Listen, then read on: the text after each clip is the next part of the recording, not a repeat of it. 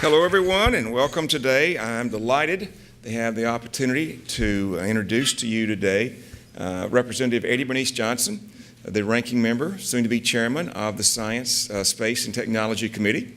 Eddie Bernice, did you like that introduction? I thought you would. Eddie Bernice, and I'm pleased to report, was overwhelmingly reelected to the primary, or in a primary last week in Texas, 30th District. I had the good fortune to serve with Eddie Bernice for several years on the Science Committee. There are lots of accolades that I could give to you for what she did there, but I think that what she will always be known for, more than anything else, is being champion for STEM education, particularly advancing women and minorities into STEM fields. Every opportunity there was to do something in that area, Eddie Bernice was right there helping. She also, notably, since Mary, you brought it up, she was a co-sponsor of a resolution that I had a few years ago that designated this as Pi Day. So I will also extend to you happy Pi Day. Maybe more relevant to today's meeting, Representative Johnson has received numerous awards during her time in office and regularly participated in a variety of caucuses, the Mental Health Caucus, the Biomedical Research Caucus, the House Diabetes Caucus, as well as receiving the 2017 Legislator of the Year Award for the Mental Health of America for fighting for solutions and resources to help those with mental illness. She also had this quirky idea that facts and science should play a role in making governmental decisions. And maybe that will once again become vogue. So Representative Johnson, thank you for being here and welcome.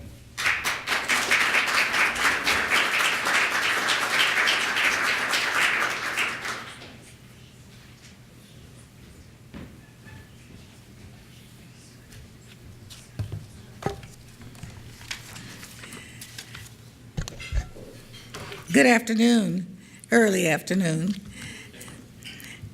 Let me thank Chairman Gordon for that introduction, and I was really recalling our experience when he was chair of the Science Committee. We now call it Science, Space, and Technology. It's had several names, as you know, but that's when we were able to get America Competes passed. It really was a productive time, and we really appreciated his leadership. We needed all the attention that we could get in the committee, when he became chair. So we miss you. We miss having the opportunity of being chair too. I want to thank Mary Woodley and Research America for inviting me to speak this afternoon. It'll be short because I'm going to run, but I want to express my appreciation for you. And I saw the pamphlet that says advocacy, what is this? Advocacy works. We need all the advocacy we can get, and it does work. And I think that this group has helped to save us some in terms of not being really written off under the current leadership. Because unfortunately, funding for science has really fallen victim to both our larger budget battles and ideology. We are still trying to stand up for science, sound science, and I know you've heard the arguments. But we have a particular problem with the administration this time because they're proposing $3.2 billion decrease in the non-defense R&D budget. I was able to work with a couple of the Republicans as we put out had to have Democrats the last time to pass the bill for the government to remain open. So we were able to negotiate some research and development money in that budget. Although we are facing that same dilemma next week, and I hope we don't look up and find that it's disappeared. But we are very concerned because we don't believe that the administration really understands the importance of sound science and research. So we have to push, and advocacy does work. And you are considered our advocacy community.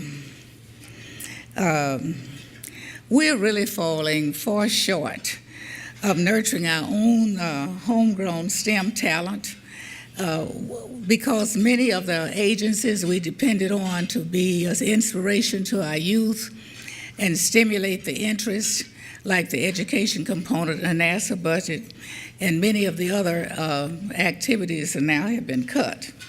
We especially need to encourage and continue to encourage our minorities, boys and girls, but I especially try to focus on getting our girls involved as well. Every day we see the need to have this talent. Being from Dallas, Texas, where we use more H-1B visas in Silicon Valley, we know how important it is to continue to stimulate young people, and our growth in this country really rests with a lot of the minority growth. So I hope you'll continue to encourage that as well. Being the home of Texas Instruments, we have gotten a great deal of support from Texas Instruments, and I simply thank them and say, this is an investment in your future. But we really have to keep this soundboard going throughout the country, because I am very concerned about our competitiveness as a nation. As we're cutting research money, other countries are improving their budgets. I don't want us to lose our leadership, and the only way we can keep it is to first provide the talent, and secondly, make big advocacy for the funding.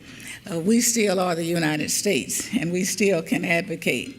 I'm really proud of the work that we have done in my entire career in science. We've just hit some bumpy roads. But next year, no matter who's in the majority, the leadership on the Republican side of the committee will change. And I hope it'll change for the better. I consider myself a friend to Lamar Smith, but he has not led very constructively, as I tell him almost every day. I just left him a few minutes ago. I left him a few minutes ago, and I said, I'm going to talk about you. And so he said, what are you going to say, something good? I said, how could I make up anything? I'm going to tell the truth. But that's the kind of relationship we have, but I still need a lot of support in encouraging him, because he'll be there the rest of the year. I really am proud of the work that we've been able to achieve since I've been on this committee for 25 years.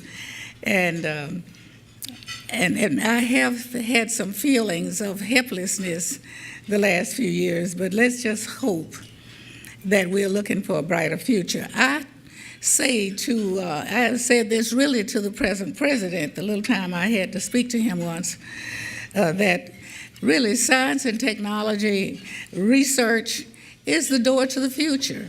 You cannot have a future in any country unless you're looking toward the future, and you can't substantiate it without research and development. So I'm hoping that that is understood. Although I haven't seen the results of it yet, I still know that I believe strongly that it's the truth.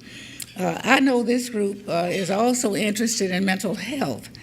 That is a field of which I had been active prior to coming to Congress, and I see the really grave need we have for more attention to mental health in this country. We were able to pass just a little part of what we were contemplating. It got into the research budget for NIH, the 21st Century Research Bill, which was very watered down, but it was better than what we had, and we continue to work on it. I'm going to miss Congressman Murphy, but he assures me that he would be available to help. But we do need to continue in that direction. Each time we see massive incidents, we get concerned about it again. But without those massive incidents, we still have the problem and don't want it to be manifested in that fashion before we give it attention. We hope that we can continue to improve the kind of grant money that's available. The one specific provision sets up a $5 million grant program to provide assertive community treatment, which is one of the most successful strategies, I think, for helping across the country. I'm from Dallas, Texas, where we have a real big share of people with mental illness and very little approaches to deal with it. But in visiting with my governor recently, he assures me that that's going to change. And being from Texas, I hope that's the truth. I feel kind of locked in right now in this position, coming from Texas, that is not known for a lot of its progressive leadership in office, and coming here and finding the same kind of thing right now makes it a little difficult to be optimistic. But I refuse not to be, and I would say to you, continue to be optimistic, continue to advocate, because I still believe that this is the most important area for the future of this country, for our research and development, and preparing our young people to carry on. So it might not be sexy in every audience, but it pays off when you have adequate investment. All of the achievements we've made, when you look at the background, has come from first the research and then the development. And so I hope that you will continue to advocate and push and educate and inspire our young people. I told the acting administrator of NASA just last week, when he called to say he was going to be leaving, that we both spoke of how disappointed we are that the education component had been struck again in the NASA budget. But he said, we'll find some way to do it. Well, I can tell you that young people are always fascinated with those areas that they have not been able to tinker with and to take control of, and that is space.